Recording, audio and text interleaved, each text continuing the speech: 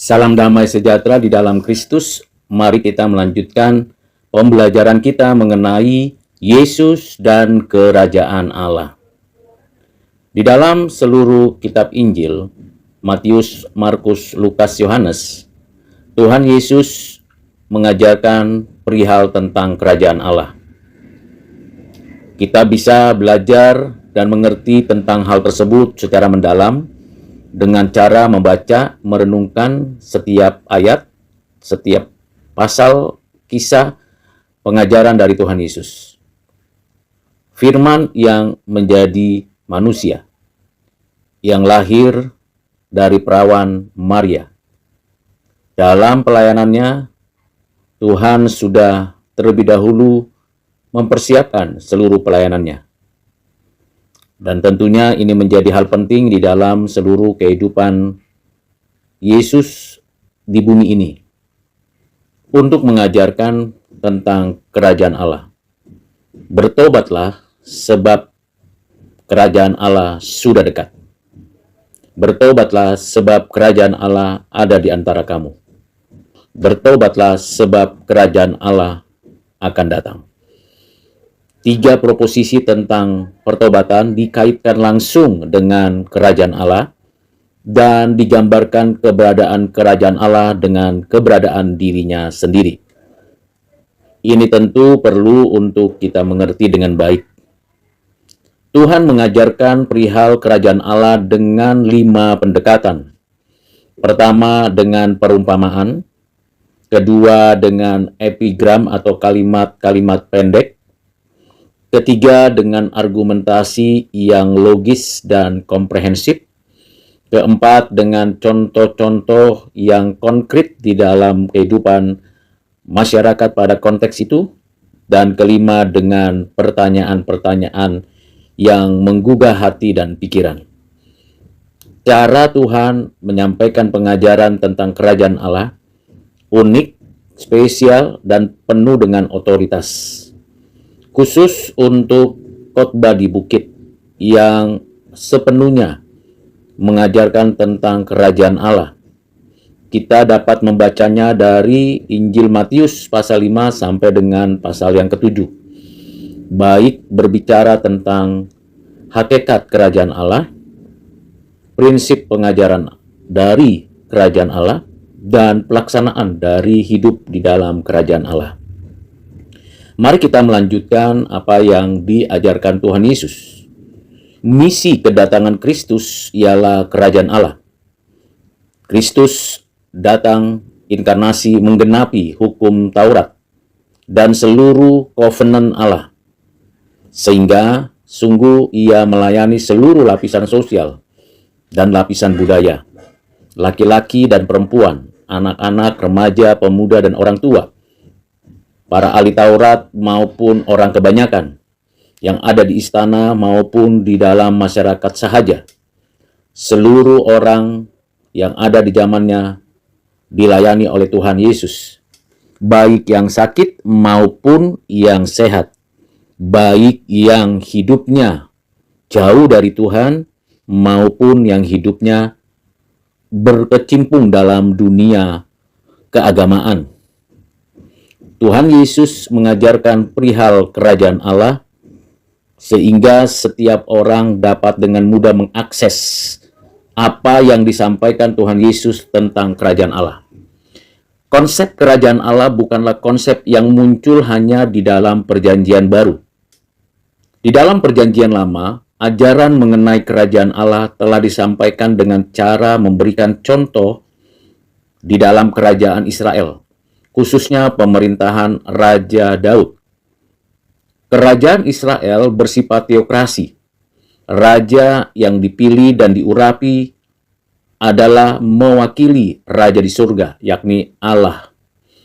Sesungguhnya Allah sajalah yang dinyatakan, diagungkan, disembah, Raja alam semesta, yang memiliki otoritas, kuasa, dan kekuatan yang mutlak atas segala sesuatu. Pemerintahan kerajaan Israel di bawah pemerintahan kerajaan Allah.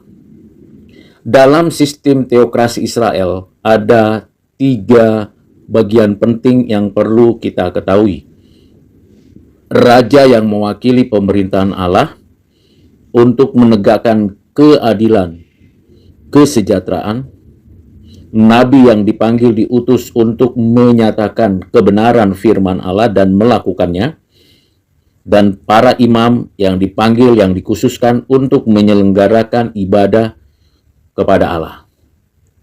Ada keseimbangan dalam sistem teokrasi dalam kerajaan Israel.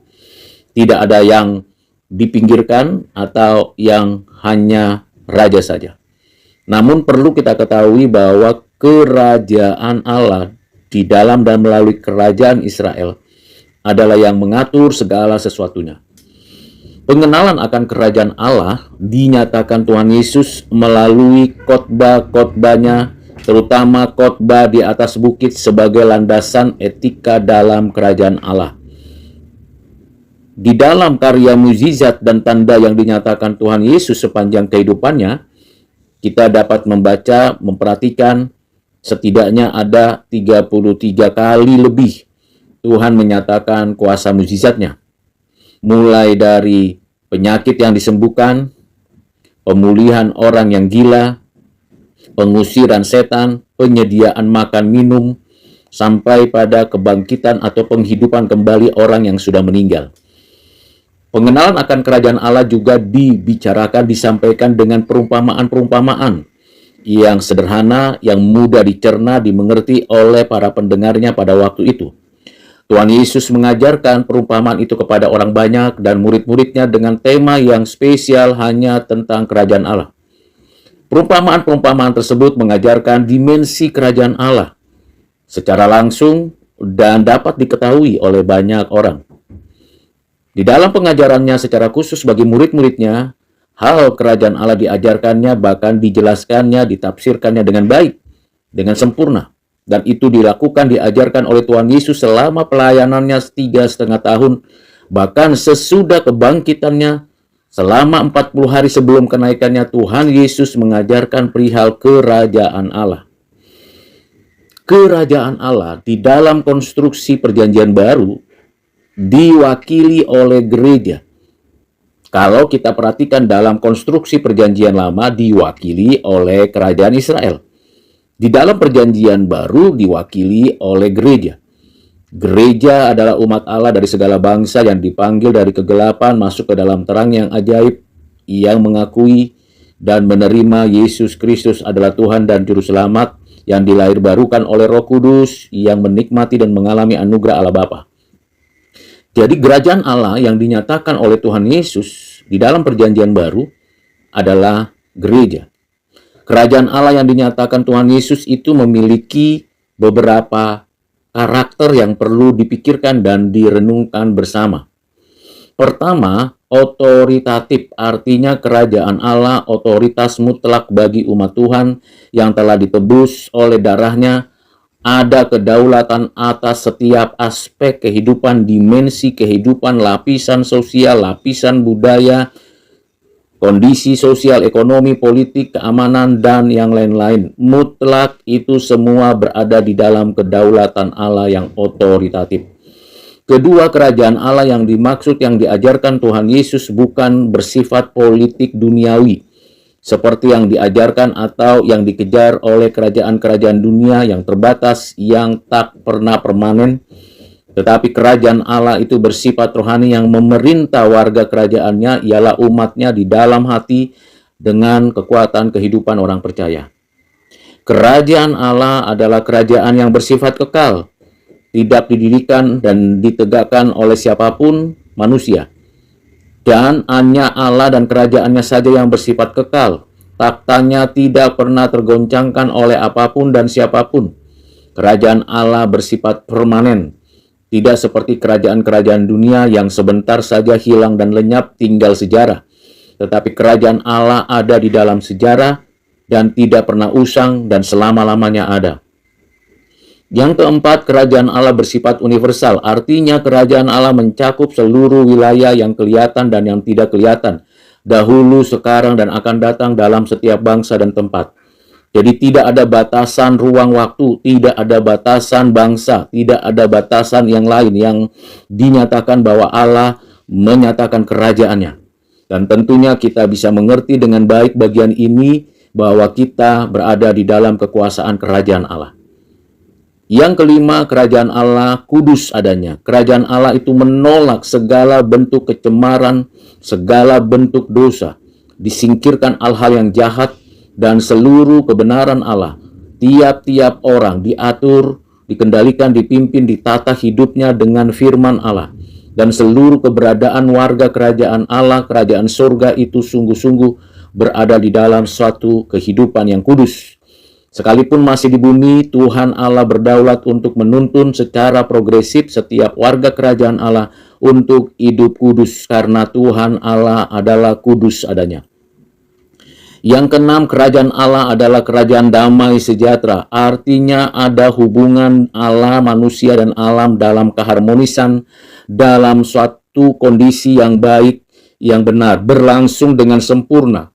Allah adalah sumber damai sejahtera bagi manusia dan hubungan antar manusia, bagi manusia dan alam. Allah adalah kekuatan bagi damai sejahtera yang dijalankan manusia dalam hubungannya mengelola alam, mengelola bumi ini, dan dalam setiap hal damai sejahtera Allah memerintah hati dan pikiran kita. Kemudian yang terakhir, kerajaan Allah itu bagi orang-orang yang ditebus dari segala bangsa, dari segala bahasa, dari segala kelompok, dan sepanjang abad. Kerajaan Allah itu melampaui dan melintasi segala suku, bangsa, dan sebagainya. Dan kita bisa menyadari bagian ini 7 hal berkaitan dengan kerajaan Allah yang diwakili gereja, yaitu kita adalah gereja secara individu maupun secara komunal yang kelihatan dan tidak kelihatan. Allah yang menguasai dan merajai hidup kita. Kalau demikian, apa aspek-aspek dari kerajaan Allah? Aspek-aspek kerajaan Allah itu ada 6. Yang pertama kekekalan, yang kedua sekarang dan nanti, ketiga teologis praktis, keempat integral dan utuh menyatu, kelima teosentris dan kristosentris, keenam transenden dan imanen.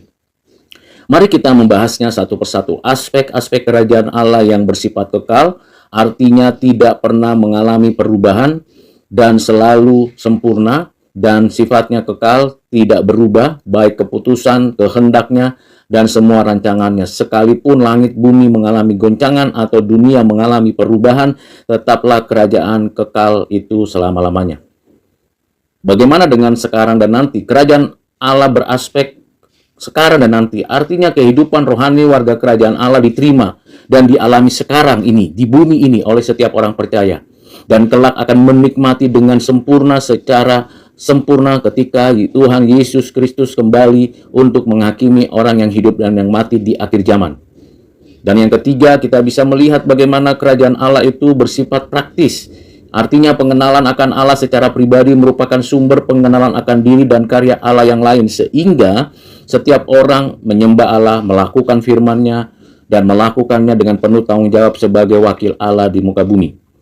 Kerajaan Allah itu punya aspek integral dan utuh menyatu. Artinya seluruh sisi bidang kehidupan tanpa dibeda-bedakan, tidak dapat dipisahkan, saling terkait, berperan satu dengan yang lain. Dan kerajaan Allah itu adalah kerajaan yang berpusat hanya pada Allah dan Kristus. Dan Roh Kudus mengikat persekutuan ilahi tersebut. Sehingga setiap warga kerajaan Allah tunduk sepenuhnya kepada Allah Tritunggal dan mengutamakannya dalam seluruh kehidupannya. Kerajaan Allah bersifat transenden imanen. Kerajaan Allah itu sangat agung sehingga tidak akan digapai oleh dunia dan manusia. Tetapi sekaligus saat yang sama kerajaan Allah juga adil dan bekerja di bumi. Ini yang disebut dengan paradoks transenden dan imanen. Kehadiran kerajaan Allah melalui gerejanya, melalui anak-anaknya yang menyatakan terang dan garam Allah di dalam kehidupan sehari-hari di atas muka bumi ini. Dengan 6 aspek kerajaan Allah ini, Tuhan Yesus mengajarkan bagian ini untuk saudara dan saya. Menjadi pelaku-pelaku firman, sebagai penata layan, sebagai hamba-hamba Allah, sebagai warga kerajaan Allah. Tuhan Yesus memproklamasikan kerajaan Allah dengan kuasanya, dengan firman-Nya, dengan kasih-Nya, dan teladan hidupnya seumur hidupnya sampai selama-lamanya. Anak Allah diutus oleh Bapa ke dunia ini untuk menjalankan kerajaan Allah, seperti yang telah dinubuatkan oleh para nabi dalam Perjanjian Lama. Tuhan Yesus Kristus bukan dari dunia ini, sehingga Dia datang bukan untuk mendirikan kembali kerajaan Israel, tetapi Kristus datang menjalankan misi kerajaan Allah di bumi ini untuk menegakkan rencana kehendak Allah, kebenaran Allah di antara umatnya. Pekerjaan Tuhan Yesus melakukan kehendak Bapa dan menyelesaikan pekerjaannya sampai tuntas. Menjalankannya melalui jalan kehinaan dan penderitaan hingga sampai kematiannya di atas kayu salib, dan menjalankan kerajaan Allah, menyatakan kemenangannya melalui kebangkitannya, kenaikannya, menyatakan kemuliaannya bagi kemuliaan dirinya. Kristus menjalankan kerajaan Allah dengan sempurna. Dengan kedatangannya kembali akan menghakimi orang hidup dan yang mati, dan menyempurnakan gerejanya, dan menghukum orang-orang berdosa ke dalam api neraka. Kiranya dengan pengertian ini kita bisa makin mengerti tentang karya Yesus Kristus yang nyata dalam sejarah penebusan umatnya.